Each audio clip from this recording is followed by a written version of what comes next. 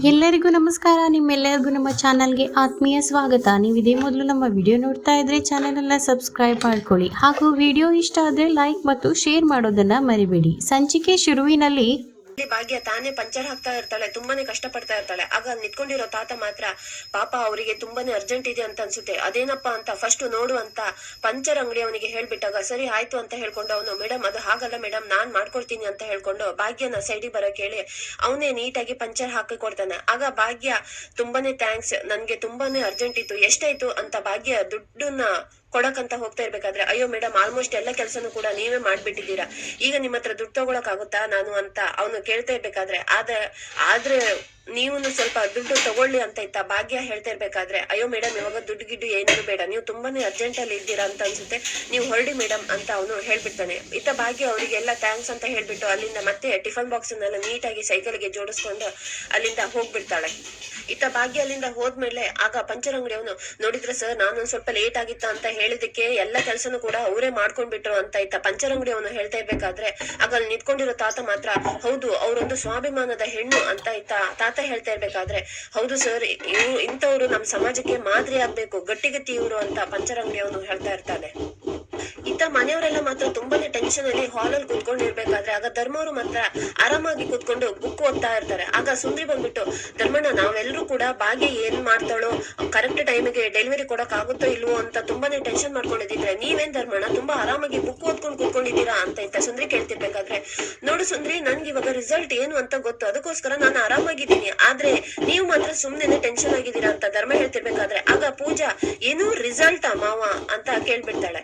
ಆಗ ಅಲ್ಲಿ ಕುತ್ಕೊಂಡಿರೋದು ಕುಸುಮನು ಕೂಡ ಏನ್ರಿ ಅದು ಅಷ್ಟೊಂದು ಆತ್ಮವಿಶ್ವಾಸದ ಬಗ್ಗೆ ನೀವು ಹೇಗೆ ಮಾತಾಡ್ತಿದ್ದೀರಾ ಅಂತ ಇತ್ತ ಕುಸುಮ ಕೇಳ್ತಿರ್ಬೇಕಾದ್ರೆ ಏನೇ ಮಾತಾಡ್ತಾ ಇದ್ಯಾ, ಹೋಗಿರೋದು ಯಾರು ಹೇಳು, ನಮ್ ಸೊಸೆ ಭಾಗ್ಯ, ಅವಳು ಯಾವ್ದೇ ಒಂದ್ ಕೆಲ್ಸ ಕೈ ಹಾಕಿದ್ರು ಸೋಲೋ ಮಾತೇ ಇಲ್ಲ, ಅವಳು ಕರೆಕ್ಟ್ ಟೈಮಿಗೆ ಡೆಲಿವರಿ ಕೊಡ್ತಾಳೋ ಅನ್ನೋ ಆತ್ಮವಿಶ್ವಾಸವಂತೂ ನಮ್ಗಂತೂ ಖಂಡಿತವಾಗಿ ಇದೆ. ಅದು ಅಲ್ಲದೆ ಎಂತೆಂತೋ ಕಷ್ಟನೆಲ್ಲ ಫೇಸ್ ಮಾಡಿರೋಳು ಅವಳಿಗೆ ಇವಾಗ ಇದೊಂದು ಕರೆಕ್ಟ್ ಟೈಮ್ಗೆ ಡೆಲಿವರಿ ಕೊಡದೆ ಇರೋಕ್ಕಾಗುತ್ತಾ, ಕೊಡ್ತಾಳೆ ಅಂತ ಇತ್ತ ಧರ್ಮ ಅವರು ಹೇಳ್ತಾ ಇರ್ಬೇಕಾದ್ರೆ ಆಗ ಅಲ್ಲಿ ಕೂತ್ಕೊಂಡಿರೋ ಸುನಂದಾಗ ಮಾತ್ರ ತುಂಬಾನೇ ಕೋಪ ಬಂದ್ಬಿಟ್ಟು ಇದನ್ನೇ ನಾನ್ ಬೇಡ ಅಂತ ಹೇಳಿರೋದು, ನೀವ್ ಈ ತರ ಅವಳ ಬಗ್ಗೆ ಮಾತಾಡಿನೇ ಅವಳನ್ನ ಅಟ್ಟಕ್ಕೆ ಏರ್ಸಿರೋದು ಅಂತ ಬೈತಾರೆ.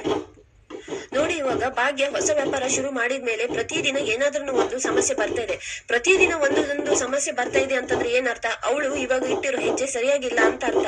ಇದನ್ನೆಲ್ಲ ನೀವ್ ಯಾಕೆ ಅರ್ಥ ಮಾಡ್ಕೊಂತ ಇಲ್ಲ ಅಂತ ಇತ್ತ ಸುನಂದ ಕೇಳ್ತಾ ಇರ್ಬೇಕಾದ್ರೆ ಆಗ ಅವ್ರು ಕೂತ್ಕೊಂಡಿರೋ ಕುಸುಮನಿಗೆ ಕೋಪ ಬಂದ್ಬಿಟ್ಟು ಸುನಂದ ಎಲ್ಲ ವಿಷಯನೂ ಎಲ್ಲರಿಗೂ ಅರ್ಥ ಆಗ್ತಾ ಇದೆ, ಅದಕ್ಕೆ ಯಾವ್ದು ಒಳ್ಳೇದು ಯಾವ್ದು ಕೆಟ್ಟದು ಅಂತ ನೋಡ್ಕೊಂಡು ಭಾಗ್ಯನೇ ಎಲ್ಲದನ್ನು ಕೂಡ ನಿಭಾಯಿಸ್ತಾಳೆ ಅಂತ ಇತ್ತ ಕುಸುಮ ಹೇಳ್ತಾ ಇರ್ಬೇಕಾದ್ರೆ ಆಗ ಸುನಂದನಿಗೆ ಮತ್ತಷ್ಟು ಕೋಪ ಬಂದ್ಬಿಟ್ಟು ಹೌದೌದು ಎಲ್ಲರಿಗೂ ಅರ್ಥ ಆಗುತ್ತೆ, ನನ್ ಮಗಳು ಒಬ್ಬಂಟಿಯಾಗಿದ್ದಾಳೆ, ಇವಾಗಿನ ಸಮಾಜದಲ್ಲಿ ಒಬ್ಬಂಟಿಯಾಗಿ ಹೆಣ್ಮಕ್ಳು ಬದುಕೋದೇ ಕಷ್ಟ, ಆದ್ರೆ ಇವಾಗ ಭಾಗ್ಯನಿಗೆ ಎಲ್ರು ಜವಾಬ್ದಾರಿ ಅವಳ ತಲೆ ಮೇಲೇನೆ ಇದೆ ಅಂತ ಸುನಂದ ಹೇಳ್ತಾ ಇರ್ಬೇಕಾದ್ರೆ ಅಲ್ಲ ಸುನಂದ ಯಾವಾಗ್ಲೂ ಯಾವ್ದಕ್ಕಾದ್ರೂ ಒಂದು ಖ್ಯಾತಿ ತೆಗೆದಿಲ್ಲ ಅಂತಂದ್ರೆ ನಿಮ್ಗೆ ಸಮಾಧಾನೇ ಆಗಿಲ್ಲ ಅಲ್ಲ, ನಿಮ್ಗ ಅಮ್ಮ ಅಪ್ಪ ನಿಮ್ಗೆ ಸುನಂದ ಅಂತ ಹೆಸರಿಡೋ ಬದಲು ಗೋಳಮ್ಮ ಅಂತ ಹೆಸರಿಡ್ಬೇಕು ಅಂತ ಇತ್ತ ಕುಸುಮ ರೇಗಿಸ್ತಾ ಇರ್ತಾರೆ. ಆಗ ಅದನ್ನ ನೋಡ್ಕೊಂಡ್ಬಿಟ್ಟು ಗುಂಡಣ್ಣ ಸೀದಾ ಸುನಂದ ಹತ್ರ ಬಂದು ಕೂತ್ಕೊಂಡ್ಬಿಟ್ಟು ಅಲ್ಲ ಇವಾಗ ನೀವ್ ಯಾಕಜ್ಜಿ ಇಷ್ಟೊಂದು ಕೋಪ ಮಾಡ್ಕೊಂತಿದ್ದೀರಾ, ನೋಡಿ ಅಲ್ಲಿ ಇವಾಗ ಹೋಗಿರೋದ್ ಯಾರು ಹೇಳಿ, ನಮ್ಮಮ್ಮ ಹೀರೋಯಿನ್ ಅವಳು ಎಲ್ಲದನ್ನು ಕೂಡ ನಿಭಾಯಿಸ್ತಾಳೆ ಅಂತ ಸುನಂದನ ಸಮಾಧಾನ ಮಾಡಿಸ್ತಾ ಇರ್ತಾನೆ. ಇನ್ನ ಒಂದ್ ಕಡೆ ಭಾಗ್ಯ ಸೈಕಲ್ ತುಳ್ಕೊಂಡು ಸೀದಾ ಒಂದ್ ಮನೆ ಹತ್ರ ಬಂದು ನಿಂತ್ಕೊಂಡ್ ಬಿಡ್ತಾಳೆ. ಇದೇ ಮನೆ ಅಂತ ಅನ್ಸುತ್ತೆ ಅಂತ ಇತ್ತ ಭಾಗ್ಯ ಯೋಚನೆ ಮಾಡ್ತಾ ಇರ್ಬೇಕಾದ್ರೆ ಆಗ ಆರ್ಡರ್ ಕೊಟ್ಟಿರೋ ವ್ಯಕ್ತಿ ಹಾಗೆ ಹೊರಗಡೆ ಬಂದ್ಬಿಡ್ತಾರೆ. ಏನಮ್ಮ ನೀನು ಇವಾಗ ಕೊಡಕ್ ಆಗಲ್ಲ ಟೈಮಿಗೆ ಅಂತ ಇದ್ದದಿದ್ರೆ ನೀನ್ ಅದನ್ನ ಕ್ಯಾನ್ಸಲ್ ಮಾಡ್ಬೇಕಿತ್ತಲ್ಲಮ್ಮ, ಈ ತರ ಇವಾಗ 20 ನಿಮಿಷ ಲೇಟ್ ಆಗಿ ಬಂದಿದ್ಯಾ, ಆಲ್ರೆಡಿ ಬಂದಿರೋ ಗೆಸ್ಟ್ ಎಲ್ಲ ಊಟಕ್ಕೆ ಕೂತ್ಕೊಂಡ್ ಬಿಟ್ಟಿದ್ದಾರೆ, ಅವ್ರ ಮುಂದೆ ನನ್ ಮಾನ ಮರ್ಯಾದೆ ಎಲ್ಲ ತೆಗಿಬೇಕಂತ ಅನ್ಕೊಂಡಿದ್ಯಾ ಅಂತ ಇತ್ತ ಭಾಗ್ಯನಿಗೆ ಬೈಯಕ್ಕೆ ಸ್ಟಾರ್ಟ್ ಮಾಡ್ಬಿಡ್ತಾರೆ. ಆಗ ಭಾಗ್ಯ ಅಂತೂ ಸರ್ ದಯವಿಟ್ಟು ಕ್ಷಮಿಸ್ಬಿಡಿ ಸರ್, ಇದೊಂದ್ಸರಿ ಈ ತರ ತಪ್ಪಾಯ್ತು, ಇನ್ನ ಯಾವತ್ತೂ ಕೂಡ ಈ ತರ ತಪ್ಪಾಗಲ್ಲ, ದಾರಿಯಲ್ಲಿ ಬರ್ತಾ ಒಂದ್ ದೊಡ್ಡ ಸಮಸ್ಯೆ ಆಗೋಯ್ತು ಅಂತ ಇತ್ತ ಭಾಗ್ಯ ಹೇಳ್ತಿರ್ಬೇಕಾದ್ರೆ ಅನ್ಕೊಂಡೆ ನಾನು ಇಂಥದ್ದೇ ಏನಾದ್ರೂ ಒಂದ್ ಆಗಿರುತ್ತೆ ಅಂತ ಆ ವ್ಯಕ್ತಿ ಹೇಳ್ತಿರ್ಬೇಕಾದ್ರೆ ಸರ್ ದಯವಿಟ್ಟು ಕ್ಷಮಿಸ್ಬಿಡಿ ಸರ್, ಇವಾಗ ಅಡ್ಗೆ ಎಲ್ಲ ರೆಡಿ ಆಗಿದೆ ಸರ್, ನೀವ್ ಇದನ್ನ ತಗೊಂಡೋಗಿ ಇನ್ನ ಅವ್ರಿಗೆಲ್ಲ ಬಳಸೋದೊಂದೇ ಬಾಕಿ ಅಂತ ಇತ್ತ ಭಾಗ್ಯ ಹೇಳ್ತಿರ್ಬೇಕಾದ್ರೆ ಆಗ ಭಾಗ್ಯ ಟಿಫನ್ ಬಾಕ್ಸ್ ಅನ್ನೆಲ್ಲ ತೆಗೆದು ಅವ್ರಿಗೆ ಕೊಡಕಂತ ಹೋದಾಗ ಇರಮ್ಮ ಇವಾಗ ಅರ್ಜೆಂಟ್ ಅಲ್ಲಿ ಏನೇನ್ ಮಾಡ್ಕೊ ಬಂದಿದ್ಯೋ ಏನೋ, ರುಚಿ ಹೇಗಿದೆ ಅಂತ ನಾನ್ ಅದನ್ನೆಲ್ಲ ಚೆಕ್ ಮಾಡೋದ್ ಬೇಡ್ವಾ ಅಂತ ಹೇಳ್ಕೊಂಡು ಭಾಗ್ಯನಿಗೆ ಹೇಳ್ತಿರ್ಬೇಕಾದ್ರೆ ಸರ್ ರುಚಿ ಬಗ್ಗೆ ಎಲ್ಲ ನೀವ್ ಯಾವತ್ತೂ ಕೂಡ ವರಿ ಮಾಡ್ಕೋಬೇಡಿ ಸರ್, ತುಂಬಾನೇ ಅದ್ಭುತವಾಗಿ ನಾನು ಅಡ್ಗೆ ಮಾಡ್ತೀನಿ ಅಂತ ಇತ್ತ ಭಾಗ್ಯ ಹೇಳ್ತಿರ್ಬೇಕಾದ್ರೆ ಆದ್ರೂ ನಾನು ಒಂದ್ಸರಿ ಚೆಕ್ ಮಾಡ್ಬೇಕಮ್ಮ ಅಂತ ಹೇಳ್ಕೊಂಡು ಟಿಫನ್ ಬಾಕ್ಸ್ ನೆಲ್ಲ ಓಪನ್ ಮಾಡಿ ಅವಾಗ ಅವರು ಸಾಂಬಾರ್ದು ಸ್ಮೆಲ್ ನೋಡ್ತಾರೆ. ಆಹಾ ಸಾಂಬಾರ್ ಅಂತೂ ತುಂಬಾ ಗಮ್ ಅಂತ ಇದೆಯಮ್ಮ, ಇನ್ನ ಇನ್ನ ರುಚಿ ಹೇಗಿರುತ್ತಂತ ನೋಡ್ಬೇಕು ಅಂತ ಹಾಗೆ ಒಬ್ಬಟ್ಟನ್ನ ತೆಗ್ದ್ಬಿಟ್ಟು ಒಂಚೂರು ಟೇಸ್ಟ್ ಮಾಡ್ತಾ ಇರ್ಬೇಕಾದ್ರೆ ಆಹಾ ಒಬ್ಬಟ್ಟಂತೂ ತುಂಬಾ ಅಮೃತ ಇದ್ದಾಗಿದ್ಯಮ್ಮ, ಬಾಯಿಲಿಟ್ರೆ ಹಾಗೆ ಕರ್ಗೈ ಹೋಯ್ತು, ತುಂಬಾನೇ ಚೆನ್ನಾಗಿ ಅಡ್ಗೆ ಮಾಡ್ತೀಯಮ್ಮ. ನೋಡಮ್ಮ ಇನ್ನ ನಮ್ಮ ಮನೆ ಫಂಕ್ಷನ್ ಅಲ್ಲಿ ಏನೇ ಫಂಕ್ಷನ್ ಇದ್ದಿದ್ರು ನಮ್ಮ ಮನೇಲಿ ಅಡ್ಗೆ ಎಲ್ಲ ಕೆಲ್ಸ ನಿನ್ಗೇನೆ ಆರ್ಡರ್ ಕೊಟ್ಬಿಡ್ತೀನಿ ಅಂತ ಭಾಗ್ಯನಿಗೆ ಹೇಳ್ತಿರ್ಬೇಕಾದ್ರೆ ಈ ಮಾತನ್ನ ಕೇಳಿಸ್ಕೊಂಡು ಭಾಗ್ಯನಿಗಂತೂ ತುಂಬಾನೇ ಖುಷಿ ಆಗ್ತಾ ಇರುತ್ತೆ. ಆಗ ಅಂಕಲ್ ಮನೆ ಅಲ್ಲೊಂದು ಲೇಡಿ ಬರ್ತಾರೆ, ನೋಡಿ ಇದನ್ನೆಲ್ಲ ಬೇಗ ಬೇಗ ತಗೊಂಡೋಗಿ ಅಲ್ಲಿ ಬಂದಿರೋದೆಲ್ಲ ಬೇಗ ಬಡಿಸ್ಬಿಡು ಅಂತ ಹೇಳ್ಬಿಡ್ತಾರೆ. ಆಗ ಅಂಕಲ್ ಇನ್ನೊಂದು ಡಬ್ಬಿ ಓಪನ್ ಮಾಡಿ ನೋಡ್ತಾರೆ, ಅದ್ರಲ್ಲಿ ಫುಲ್ ಜಾಮೂನ್ ಇದ್ದಿರುತ್ತೆ. ನೋಡಮ್ಮ ನಾನು ಒಂದೇ ಸೀಟ್ ಹೇಳಿರೋದು, ಇವಾಗ ನೀನು ಎರಡೆರಡು ಮಾಡ್ಕೊ ಬಂದಿದ್ಯಾ, ನಾನು ಎಕ್ಸ್ಟ್ರಾ ಕಾಸೆಲ್ಲ ಕೊಡಲ್ಲ ಅಂತ ಭಾಗ್ಯನಿಗೆ ಅವ್ರು ಹೇಳ್ತಾ ಇರ್ಬೇಕಾದ್ರೆ ಸರ್ ಪರವಾಗಿಲ್ಲ ಸರ್, ಇವತ್ತು ಹೇಗಿದ್ರು ನಾನು ಲೇಟ್ ಆಗಿ ಬಂದಿದ್ದೀನಲ್ವಾ, ಇದು ನನ್ ಕಡೆಯಿಂದ ನಿಮ್ಗೆ ಸಾರಿ ಅಂತ ಇಟ್ಕೊಳ್ಳಿ ಅಂತ ಭಾಗ್ಯ ಹೇಳ್ತಿರ್ಬೇಕಾದ್ರೆ ಪರವಾಗಿಲ್ಲ ಬಿಡಮ್ಮ ಇದೆಲ್ಲ ಯಾಕೆ ಬೇಕಿತ್ತು ಅಂತ ಕೇಳ್ಬಿಡ್ತಾರೆ. ಸರ್ ಪರವಾಗಿಲ್ಲ ಇರ್ಲಿ ಬಿಡಿ ಅಂತ ಭಾಗ್ಯನೂ ಹೇಳ್ತಾ ಇರ್ತಾಳೆ. ಅದ್ ಸರಿ ಅಮ್ಮ ಇವಾಗ ನನ್ನ ಅಡ್ಗೆಗೆಲ್ಲ ಎಷ್ಟು ದುಡ್ಡಾಯ್ತು ಅಂತ ಅವ್ರು ಕೇಳ್ತಿರ್ಬೇಕಾದ್ರೆ ಸರ್ 2500 ಆಯ್ತು ಅಂತ ಭಾಗ್ಯ ಹೇಳ್ತಾ ಇರ್ಬೇಕಾದ್ರೆ ಸರಿ ಅಮ್ಮ ಅಂತ ಹೇಳ್ಕೊಂಡು ಅವರು ದುಡ್ಡನ್ನ ಕೊಟ್ಬಿಡ್ತಾರೆ. ಈತ ಭಾಗ್ಯನಿಗೆ ಆ ದುಡ್ಡು ನೋಡ್ಕೊಂಡು ತುಂಬಾನೇ ಖುಷಿ ಆಗ್ತಾ ಇರುತ್ತೆ.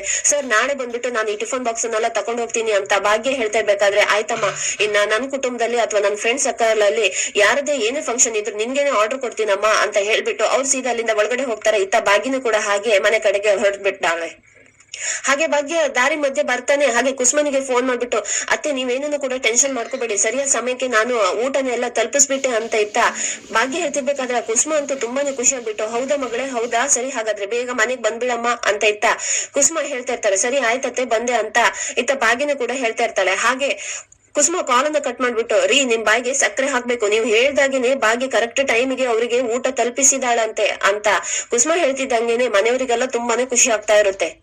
ಆಗ ಅಲ್ಲಿ ಕೂತ್ಕೊಂಡಿರೋ ಧರ್ಮ ಅವರು ನಾನು ಅವಾಗ್ಲೇನೆ ಹೇಳಿಲ್ವಾ ಏನೇ ಆದ್ರೂ ಭಾಗ್ಯ ಗೆಲ್ತಾಳ ಅಂತ ನಾನ್ ಹೇಳಿಲ್ವಾ ಅಂತ ಧರ್ಮ ಹೇಳ್ತಿರ್ಬೇಕಾದ್ರೆ ಸೂಪರ್ ಧರ್ಮಣ್ಣ, ನೀವಿನ್ನ ಪಾರ್ಟ್ ಟೈಮ್ ಕೆಲ್ಸ ಜ್ಯೋತಿಷಿ ಕೆಲಸ ಮಾಡೋದು ಒಳ್ಳೇದಂತ ಅನ್ಸುತ್ತೆ, ನೀವ್ ಹೇಳಿರೋದೆಲ್ಲ ಕರೆಕ್ಟ್ ಆಗಿ ಆಗುತ್ತೆ ಅಂತ ಇತ್ತ ಸುಂದ್ರಿ ನಗಾಡ್ಕೊಂಡು ಹೇಳ್ತಾ ಇರ್ತಾಳೆ. ಆಗ ಇನ್ನ ಒಂದ್ ಕಡೆ ಕುಸುಮ ನೋಡಿ ಗೋಳಮ್ಮ ಅವಾಗ ಭಾಗ್ಯ ಇಟ್ಟಿರೋ ಹೆಜ್ಜೆ ಸರಿಯಾಗಿಲ್ಲ ಹಾಗೆ ಹೀಗೆ ಅಂತ ಏನೇನೋ ಹೇಳ್ತಾ ಇದ್ರಿ, ಇವಾಗ ಗೊತ್ತಾಯ್ತಾ ಭಾಗ್ಯನ್ ಪವರ್ ಏನು ಅಂತ ಕುಸುಮ ಸುನಂದಾಗೆ ಕೇಳ್ತಾ ಇರ್ಬೇಕಾದ್ರೆ ಆಗ ಅಲ್ಲಿಗೆ ಗುಂಡಣ್ಣ ಬಂದ್ಕೊಂಡು ಅಜ್ಜಿ ಇವಾಗ ನಮ್ ಹೀರೋಯಿನ್ ಇದ್ದಾಳಲ್ಲ ಏನೇ ಟ್ವಿಸ್ಟ್ ಏನೇ ಬಂದಿದ್ರು ಕೂಡ ಫೈನಲ್ ಗೆಲ್ಲೋದು ನಮ್ಮ ಹೀರೋಯಿನ್, ಇವಾಗ ಹೇಗೆ ನಮ್ಮ ಹೀರೋಯಿನ್ ಎಂಟ್ರಿ ಅಂತ ಹೇಳ್ಕೊಂಡು ಗುಂಡಣ್ಣನು ಕೂಡ ಡ್ಯಾನ್ಸ್ ಮಾಡ್ಕೊಂಡು ತುಂಬಾನೇ ಸೆಲೆಬ್ರೇಟ್ ಮಾಡ್ತಾ ಇರ್ತಾನೆ. ಇನ್ನ ಒಂದ್ ಕಡೆ ಸುನಂದ ಮಾತ್ರ ತುಂಬಾ ಬೇಜಾರ ಮಾಡ್ಕೊಂಡು ಹಾಗೆ ಕೂತ್ಕೊಂಡಿರ್ಬೇಕಾದ್ರೆ ಅವ್ರನ್ನ ಅಬ್ಸರ್ವ್ ಮಾಡ್ಬಿಟ್ಟು ಕುಸುಮ ನೋಡಿ ಸುನಂದ ಅವ್ರೆ ಇವಾಗ ಭಾಗ್ಯಂಗೆ ನೀವು ಇಷ್ಟೊಂದು ಅವಳ ಆತ್ಮವಿಶ್ವಾಸನ ಯಾವಾಗ್ಲೂ ಕುಗ್ಗಿಸ್ತಾ ಇದ್ದಿದ್ರೂ ಕೂಡ ಭಾಗ್ಯ ನೋಡಿ ಇವಾಗ ಯಾವಾಗ್ಲೂ ಗೆಲ್ತಾನೆ ಹೋಗ್ತಾ ಇದ್ದಾಳೆ. ಇವಾಗ ಭಾಗ್ಯನಿಗೆ ಇಷ್ಟೊಂದು ಛಲ ಬಂದಿರೋದು ಹೇಗಂತ ಅನ್ಕೊಂಡಿದೀರಾ, ನಿಮ್ಮಿಂದಾಗಿ ಅವಳನ್ನ ನೀವು ಅಷ್ಟೊಂದು ಗಟ್ಟಿಯಾಗಿ ಬೆಳೆಸಿರೋದಕ್ಕೋಸ್ಕರ ಇವಾಗ ಭಾಗ್ಯ ಅಷ್ಟೊಂದು ಛಲದಿಂದ ಹೋರಾಡ್ತಾ ಇದ್ದಾಳೆ. ನೋಡಿ ಇವಾಗ ನಮ್ಗೆ ಯಾವಾಗ್ಲೂ ಕೂಡ ಏನಾದ್ರೂ ಕಷ್ಟ ಬಂದವಾಗ ನಾವು ಅದನ್ನ ಕೈಕಟ್ಟಿಗೂ ಹಾಗೆ ಕೂತ್ಕೊಂಡಿರೋಕಾಗುತ್ತಾ, ಅದು ನಮ್ಗೆ ಮುಂದೆ ಏನು ಕೆಲಸ ಮಾಡಬಾರ್ದು ಅನ್ನೋ ಸಂಕೇತ ಅಲ್ಲ. ಕಷ್ಟ ಬಂದಾಗ ನಾವು ಅದನ್ನ ಹೇಗೆ ಸಮಾಧಾನವಾಗಿ ಎದುರಿಸ್ತೀವಿ ಹಾಗೆ ಅದನ್ನ ಎಷ್ಟು ಗಟ್ಟಿಗಿತ್ತಿಯಿಂದ ನಾವು ಅದನ್ನ ಮೆಟ್ಟಿ ಮುಂದೆ ಹೋಗ್ತೀವಿ ಅನ್ನೋದ್ರ ಸಂಕೇತ ಅದು. ನೀವು ಅದನ್ನ ಅರ್ಥ ಮಾಡ್ಕೋಬೇಕು ಸುನಂದ ಅಂತ ಸುನಂದನ ಕುಸುಮ ಸಮಾಧಾನ ಮಾಡ್ತಾ ಇರ್ತಾರೆ. ಇನ್ನ ಒಂದ್ ಕಡೆ ಭಾಗ್ಯ ಮನೆಗ್ ಬಂದ್ಕೊಂಡು ಹಾಗೆ ಈ ಖರ್ಚು ಎಷ್ಟಾಗಿದೆ ಎಷ್ಟೆಲ್ಲ ಲಾಭ ಎಲ್ಲ ಮಿಕ್ಕಿದೆ ಅಂತ ಎಲ್ಲದನ್ನು ಕೂಡ ಕ್ಯಾಲ್ಕುಲೇಟ್ ಮಾಡ್ಬಿಟ್ಟು ಅತ್ತೆ ಇವತ್ತು ನನ್ಗೆ ಖರ್ಚೆಲ್ಲ ಕಳ್ಬಿಟ್ಟು 530 ರೂಪಾಯಿ ಲಾಭ ಸಿಕ್ಕಿದೆ ಅಂತ ಇತ್ತ ಭಾಗ್ಯ ಹೇಳ್ತಿರ್ಬೇಕಾದ್ರೆ ಆ ಮನೆಯವರಿಗೆಲ್ಲ ಖುಷಿ ಆಗ್ಬಿಟ್ಟು ಹೌದಾ ಭಾಗ್ಯ ಇವಾಗ ಪ್ರಾರಂಭದಲ್ಲಿ 530 ರೂಪಾಯಿ ಲಾಭ ಸಿಕ್ತಾ ಅಂತ ಇತ್ತ ಕುಸುಮ ಕೇಳ್ತಿರ್ಬೇಕಾದ್ರೆ ಹೌದಮ್ಮ ಭಾಗ್ಯ ಇನ್ನ ಮುಂದೆನೂ ಕೂಡ ಇದು ಜಾಸ್ತಿ ಆಗ್ತಾ ಹೋಗ್ಲಿ ಅಂತ ನಾನ್ ಆಶಿಸ್ತೀನಿ ಅಂತ ಇತ್ತ ಧರ್ಮ ಅವರು ಹೇಳ್ತಾ ಇರ್ಬೇಕಾದ್ರೆ ಇತ್ತ ಆಗ ಸುನಂದ ಮಾತ್ರ ಕೋಪ ಬಂದ್ಬಿಟ್ಟು ಏನೇ ಭಾಗ್ಯ ಇವಾಗ 530 ರೂಪಾಯಿಯಲ್ಲಿ ಇವಾಗ ಮನೆ ಎಲ್ಲ ನಿಭಾಯಿಸಕ್ ಆಗುತ್ತಾ ನಿನ್ಗೆ ಅಂತ ಇತ್ತ ಸುನಂದ ಕೇಳ್ತಿರ್ಬೇಕಾದ್ರೆ ಅಮ್ಮ ಇವಾಗ 530 ರೂಪಾಯಿ ಆಗಲ್ಲ ಅಂತ ನನ್ಗೂನು ಗೊತ್ತಮ್ಮ, ಇವಾಗ ಇದು ಪ್ರಾರಂಭ ಅಲ್ವಮ್ಮ, ಇನ್ನ ಮುಂದೆ ಇದು ಜಾಸ್ತಿ ಆಗುತ್ತಂತ ನನಗ್ ಗೊತ್ತಮ್ಮ, ಏನೇ ಆಗ್ಲಿ ಇದಿವಾಗ ನನ್ ಗೆಲುವಮ್ಮ ಅಂತ ಇತ್ತ ಭಾಗ್ಯ ಹೇಳ್ತಾ ಇರ್ತಾಳೆ.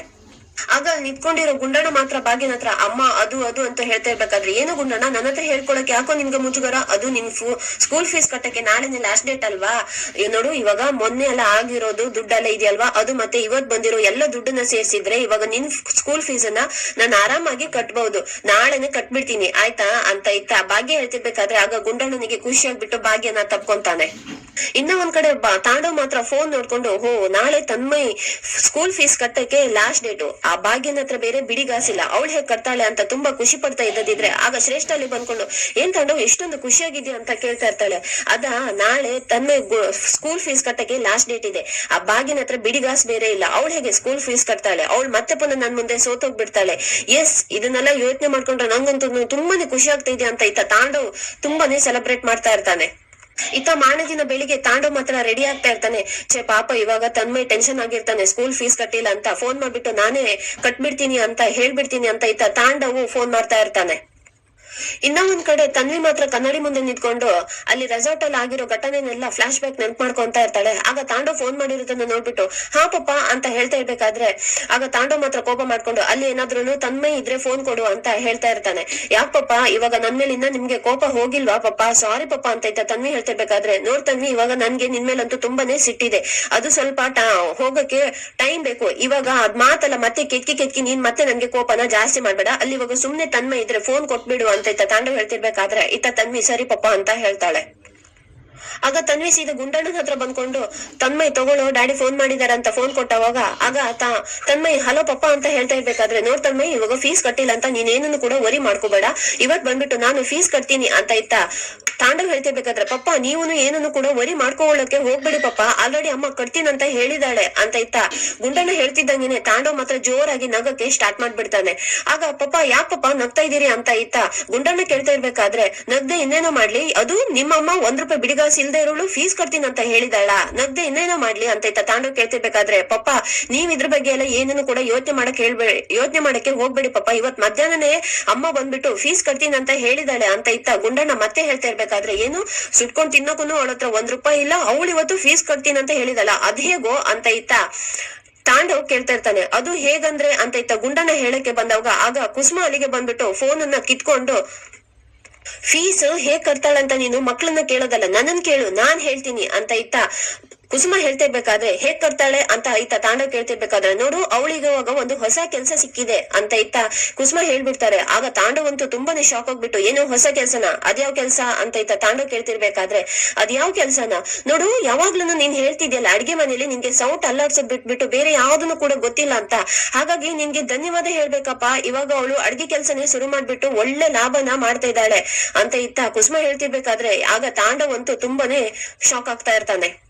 ಆದ್ರೆ ಈ ಮಾತನ್ನೆಲ್ಲ ಅಲ್ಲೇ ನಿಂತ್ಕೊಂಡು ಭಾಗ್ಯ ಮಾತ್ರ ಎಲ್ಲದನ್ನು ಕೇಳಿಸ್ಕೊಂಡು ತುಂಬಾನೇ ಖುಷಿ ಆಗ್ತಾ ಇರ್ತಾಳೆ. ಹಲೋ ಯಾಕಪ್ಪ ತಾಂಡವ್ ಇವಾಗ ಮಾತೇ ಆಡ್ತಾ ಇಲ್ಲ, ಯಾಕೆ ಭಾಗ್ಯನಿಗೆ ಹೊಸ ಕೆಲ್ಸ ಸಿಕ್ಕಿರೋದ್ ನೋಡ್ಬಿಟ್ಟು ಭಯ ಆಯ್ತಾ ಅಥವಾ ಗಾಬರಿ ಆಯ್ತಾ ಅಂತ ಇತ್ತ ಕುಸುಮ ಕೇಳ್ತಾ ಇರ್ತಾರೆ. ನೋಡಪ್ಪ ತಾಂಡವ್, ನೀನು ಭಾಗ್ಯನ ಎಷ್ಟು ಸರಿ ಸೋಲಿಸ್ಬೇಕು ಅಂತ ಅನ್ಕೊಂಡಾವಾಗ್ಲೆಲ್ಲೂ ಕೂಡ ಭಾಗ್ಯ ಗೆದ್ದೆ ಗೆಲ್ತಾಳೆ, ಇಡೋ ಫೋನ್ ಅಂತ ಹೇಳ್ಕೊಂಡು ಫೋನ್ ಅನ್ನ ಕಟ್ ಮಾಡ್ಬಿಡ್ತಾರೆ ಕುಸುಮ. ಇತ್ತ ತಾಂಡವ್ ಮಾತ್ರ ತುಂಬಾನೇ ಕೋಪ ಮಾಡ್ಕೊಂತ ಇರ್ತಾನೆ. ಇಲ್ಲಿಗೆ ಈ ಸಂಚಿಕೆ ಮುಕ್ತಾಯವಾಗುತ್ತೆ. ವಿಡಿಯೋ ನೋಡಿದಕ್ಕಾಗಿ ಧನ್ಯವಾದ.